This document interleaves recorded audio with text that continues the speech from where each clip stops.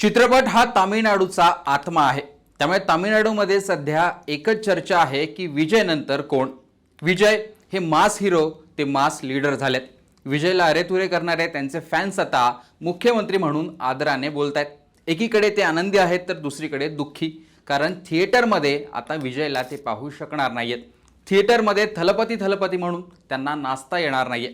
आता एकीकडे विजयची ही चर्चा सुरू असताना दुसरीकडे तामिळनाडूमधून काही व्हिडिओ समोर येत आहेत।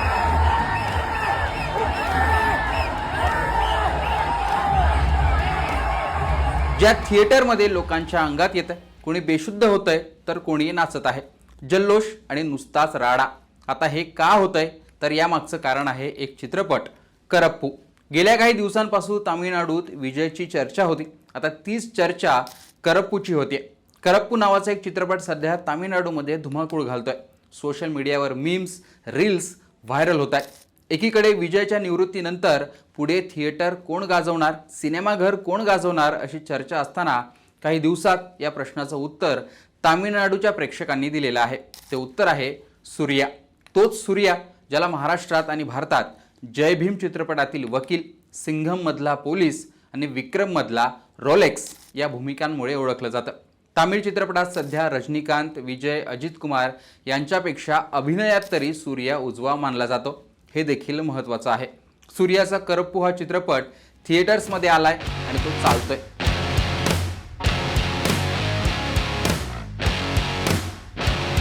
त्यामुळे विजयच्या चर्चेला ब्रेक लागला असून सूर्याची चर्चा सुरू आहे। सूर्याचा अभिनय, चित्रपटाची गाणी आणि त्याची कथा यामुळे करप्पूने केवळ 3 दिवसात 150 कोटींची कमाई केली। विशेष म्हणजे यात अभिनेत्री त्रिशा कृष्णन आहे, तीच विजयवाली।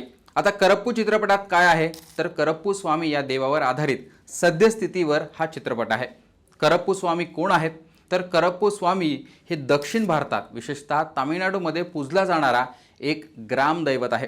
त्याला गावचा रक्षक, न्याय देणारा आणि वाईट शक्तीविरुद्ध लढणारा, संरक्षण देणारा देव मानलं जातं। लोक असं मानतात की करप्पू स्वामी समोर खोटं बोललं तर शिक्षा मिळते। त्यामुळे अनेक ठिकाणी शपथही घेतली जाते। करप्पू स्वामीची मूर्ती काळ्या रंगात, मोठी मिशी, तलवार, घोडा किंवा कुत्र्यासोबत दाखवली जाते। जसं आपल्याकडे बिरोबा, खंडोबा, म्हसोबा असे ग्रामदैवत आहेत, तसंच तिकडं करप्पू स्वामी आहेत। पारंपरिक पूजा, ढोल ताशे, लोकनृत्य आणि काही ठिकाणी खास ग्रामीण विधी केले जातात। हे सर्व या चित्रपटात दाखवण्यात आले। सध्याच्या परिस्थितीत एका प्रकरणावर न्याय देण्यासाठी सूर्या हा करप्पू स्वामीच्या रूपात मदतीला आलेला यात दाखवण्यात आले। यात सूर्या हा शक्तिशाली, लोकांशी जोडलेला आणि न्याय देणारा असा करप्पू रूपात दाखवलेला आहे। खरं तर मी सुरुवातीला तुम्हाला सांगितलं की चित्रपट हा तामिळ लोकांचा आत्मा आहे। 90% लोकांवर तिथला सिनेमा हा प्रभाव टाकत असतो। तिथलं राजकारण असो वा समाजकारण किंवा एखादं आंदोलन, प्रत्येक गोष्टींवर सिनेमा आणि सिनेस्टार यांचा प्रभाव असतो। त्यामुळे आतापर्यंत झालेले बहुतांश मुख्यमंत्री हे सिनेमाशी निगडीत तिथे आहेत। त्यामुळे तिथला सिनेमा हा भारतात महत्त्वाचा मानला जातो। सूर्या हे तामिळ चित्रपटातलं मोठं नाव। कार्ती आणि ते दोघे सख्खे भाऊ आणि त्यांचे वडील शिवकुमार हे तिथले मोठे हिरो होते। सूर्याचं फॅन फॉलोविंग मोठं आहे। सूर्या हा त्याच्या अग्रम फाउंडेशनच्या माध्यमातून ग्रामीण भागात मोठं कामही करतो। 2018 मध्ये त्याने 400 सरकारी शाळांचं नूतनीकरण केलं होतं। 2020 मध्ये कोविड काळात त्याने मोठी मदत हॉस्पिटल्सना केली होती। गरीब मुलांचं उच्च शिक्षण यासाठी या फाउंडेशनच्या माध्यमातून सूर्या मदत करत असतो। शेकडो गरीब मुलांना डॉक्टर आणि इंजिनियर बनवण्यासाठी सूर्याने मदत केलेली आहे। त्यामुळे एकीकडे रजनीकांत, विजय आणि अजित कुमारची नेहमी चर्चा होत असताना सूर्याने आपलं वेगळेपण जपलेलं आहे। नीटच्या परीक्षेवरून सध्या देशभरात चर्चा होते। पेपर फुटीचं प्रकरण गाजतंय। मात्र 2020 मध्ये याच नीट परीक्षेवर सूर्याने आवाज उचलला होता। नीट गरीब आणि ग्रामीण विद्यार्थ्यांसाठी अन्यायकारक आहे। त्या परीक्षा प्रणालीमुळे सामाजिक दरी निर्माण होत असून नीटमुळे विद्यार्थ्यांवर मानसिक दबाव वाढतोय असं ठाम मत त्यावेळी सूर्याने मांडलं होतं।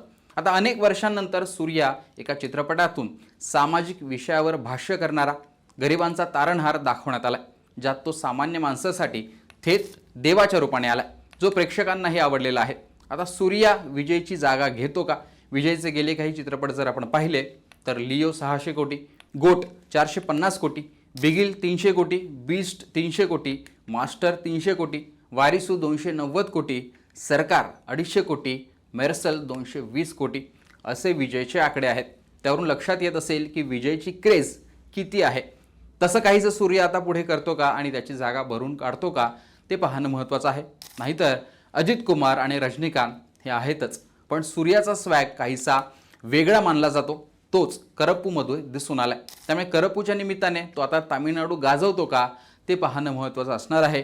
आणि विजयनंतर चित्रपटसृष्टीमध्ये कोण, चेहरा कोण, सिनेमा गाजवणारा कोण, यातलं कोणाचं नाव जर समोर येत असेल तर ते सूर्य आहे का ते पाहणं महत्त्वाचं असणार आहे. एकूणच सूर्याचा हा चित्रपट आणि सूर्या तुम्हाला कसा वाटतो त्याविषयी कमेंट बॉक्समध्ये आम्हाला नक्की सांगा. विजयनंतर कोण, त्यासाठी तुमच्याकडे एखादं नाव असेल तर तेही सांगा. लोकसत्ताला फॉलो, सबस्क्राईब केलं नसेल तर आठवणीने सबस्क्राईब देखील करा.